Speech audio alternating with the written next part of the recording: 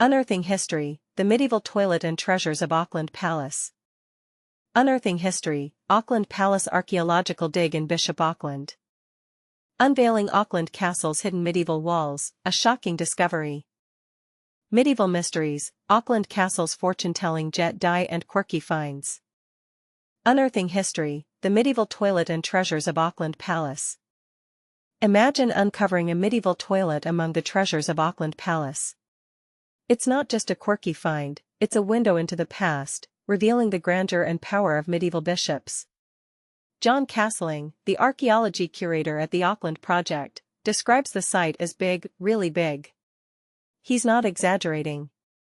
The excavation site beneath Auckland Castle is a bustling hive of activity, with 100 excavators, mostly students from Durham University, meticulously recording their discoveries.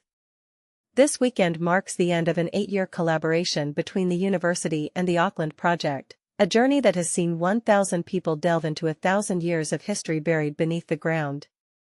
But here's where it gets controversial: the sheer scale of the findings and the implications for our understanding of medieval architecture and power dynamics. This summer's excavation has focused on uncovering 2 lost walls that, 8 centuries ago, would have been prominent from the Kinran site beside the Wear. The first wall, near the foot of the slope, is a garden wall, but it's no ordinary garden wall. Look at the sheer scale of it, John enthuses. It is ginormous. It is wide and it is high. Indeed, it's more than 2 meters thick and several meters tall. The main wall, at the top of the slope, was equally imposing. With the crenellations of the main hall, now St. Peter's Chapel, peeking over the top, the stonework sent a clear message: this place is impregnable, and the bishop who lives behind it must be incredibly powerful. It is all about the performance of the architecture, John explains, performing to the people who are not allowed in and also to those who are in, reminding them of the bishop's power. The construction of these walls in the 12th century created a sun trap between them, where the slope was transformed into cultivation terraces. This summer students have discovered an indent in the main wall, a medieval toilet, or garderobe. Imagine sitting there, doing your business in privacy at the top of the slope. The waste would fall down the inside of the wall, where someone would scoop it out and spread it on the terraces as fertilizer. They've even found centuries-old human feces at the bottom of the garderobe, which will be examined to learn about the sitter's diet and health. And this is the part most people miss: the evolution of the site over centuries. Around the 17th century, the slope was landscaped to create a natural view from the palace to a pastoral idyll and an ornamental park. So, the story of the changing nature of the Bishop of Durham's power over the centuries is told by the stones that, as much for their own protection as anything, are about to be covered up. This is now the best understood episcopal palace in Western Europe in terms of archaeology, John proudly states. The scale of the operation involving the students over the years in understanding the site almost matches the scale of the power of the bishops that is shown by this massive architecture. But what does this all mean for our understanding of medieval life and power? How do these findings challenge or confirm our existing knowledge? And what other secrets might be hidden beneath the ground, waiting to be discovered? Share your thoughts in the comments below. Do you think these findings are as groundbreaking as they seem, or is there more to the story? Unearthing History, Auckland Palace Archaeological Dig in Bishop Auckland. Imagine stepping back in time to uncover the secrets of a medieval bishop's palace hidden beneath the soil of Bishop Auckland. This isn't just any archaeological endeavor, it's an 8-year-long quest that has captivated over 1,000 participants, ranging from enthusiastic volunteers to dedicated students and archaeology buffs.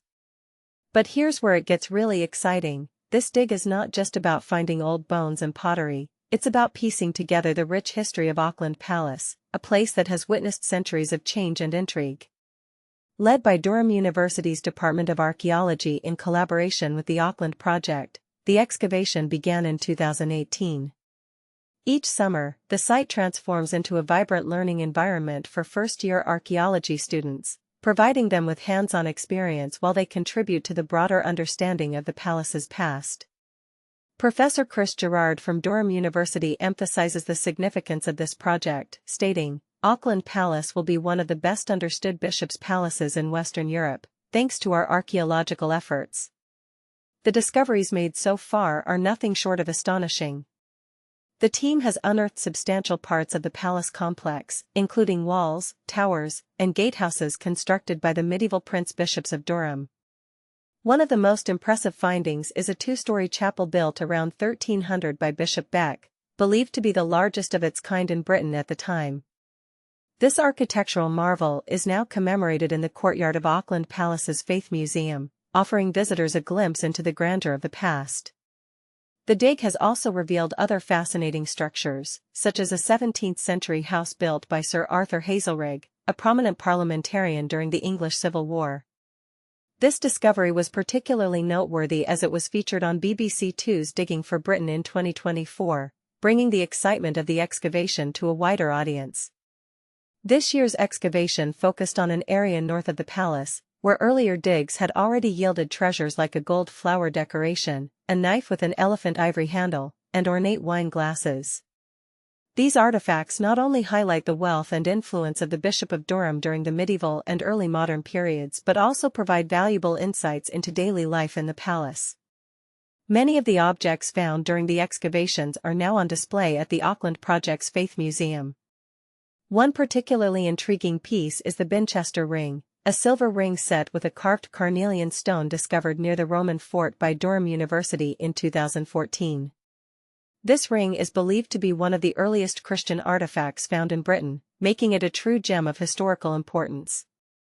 In June, archaeologists uncovered more sections of the palace's perimeter walls, including a previously unknown circuit of stonework standing over 3 meters tall, along with what might be a tower overlooking the historic deer park.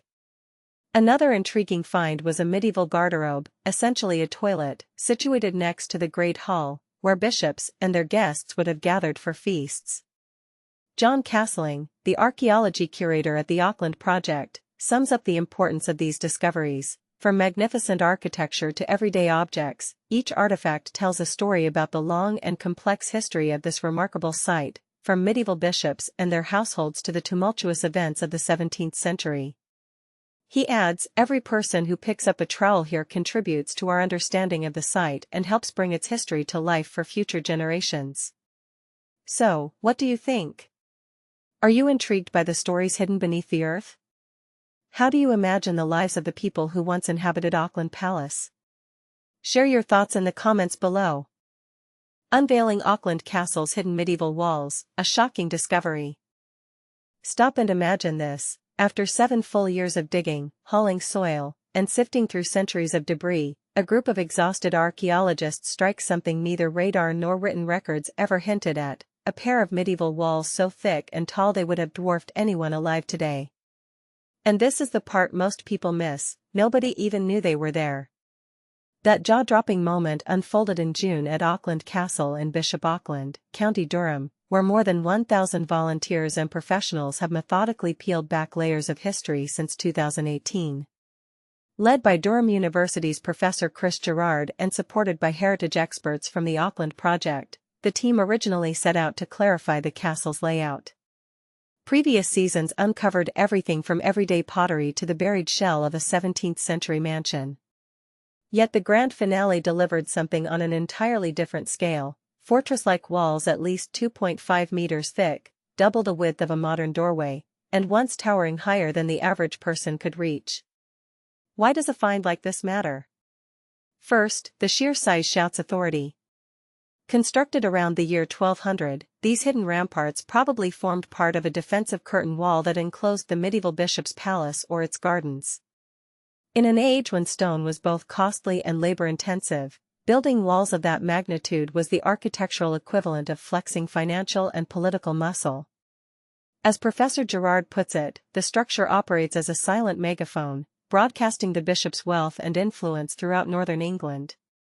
But here's where it gets controversial. Should we interpret such monumental spending as responsible stewardship of church resources, or as an extravagant display by a medieval elite more interested in prestige than piety?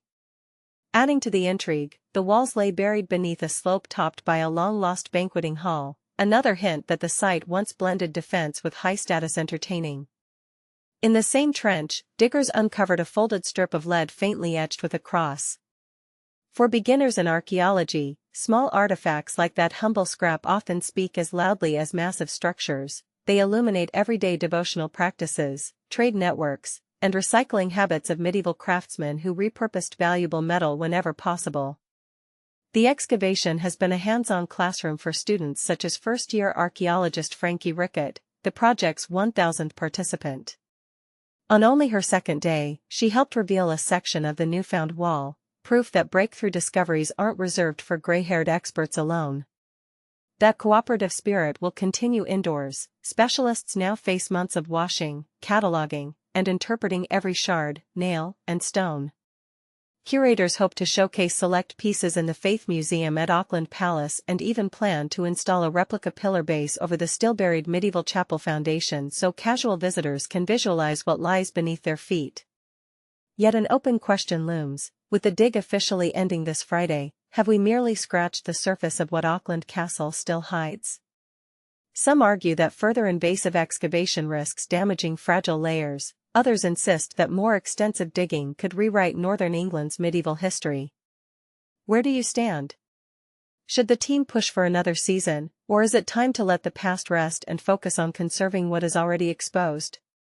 History buffs, archaeologists, and curious locals agree or disagree?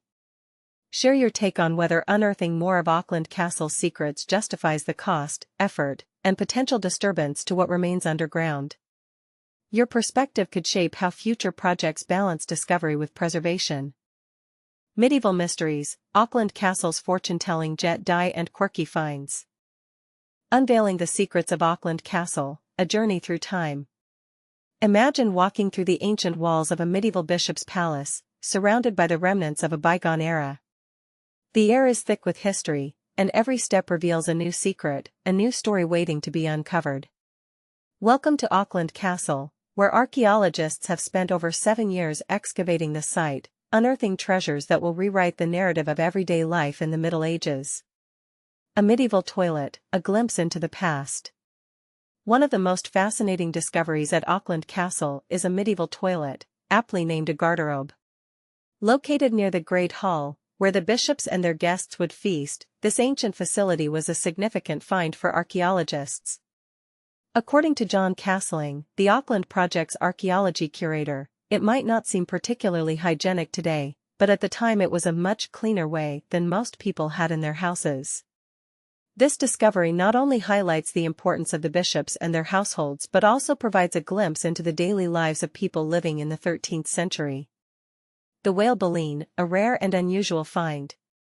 Another remarkable discovery at Auckland Castle is a whale baleen, found sandwiched between offcuts of 17th-century glass. This rare and unusual find has sparked curiosity among archaeologists, who believe it was used as a resource by the bishop. In the medieval period, whales were viewed as both beautiful creatures and a valuable resource, which could be used to make items such as corsets, painting brushes, and gauntlets. This finding challenges our modern perception of whales as solely beautiful creatures, highlighting the complex relationship between humans and the natural world. The fortune-telling die, a glimpse into the medieval mind. A jet die, used for fortune-telling, was also discovered at Auckland Castle. This item, which sparks and gives off static when rubbed, was believed to help predict the future in the medieval period. According to John Castling, when you first say to people, they had dice which they used in order to try and discern the future, that sounds completely alien to our modern rational world.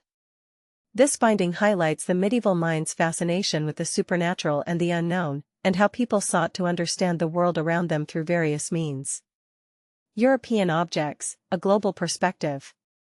Some items at Auckland Castle have traveled from further afield, providing a glimpse into the global connections of the medieval world. Archaeologists have found a 17th-century knife believed to have come from Amsterdam, as well as French jetons, coin-type objects used in calculations. An amphora, thought to originate from southwest Spain, was also discovered last summer. These finds demonstrate the extensive trade networks and cultural exchange that existed during the medieval period, challenging our traditional view of a isolated and insular Europe. The legacy of Auckland Castle. As the excavation at Auckland Castle comes to a close, the findings will take up to 2 years to be fully analyzed. However, the discoveries already made have provided a unique insight into the lives of people living in the Middle Ages. From the medieval toilet to the whale baleen and the fortune-telling die, each find has contributed to a richer understanding of the past.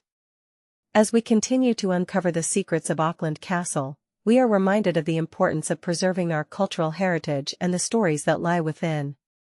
What do you think? Do you believe that the medieval mind was more open to the supernatural and the unknown than our modern rational world? Share your thoughts in the comments below.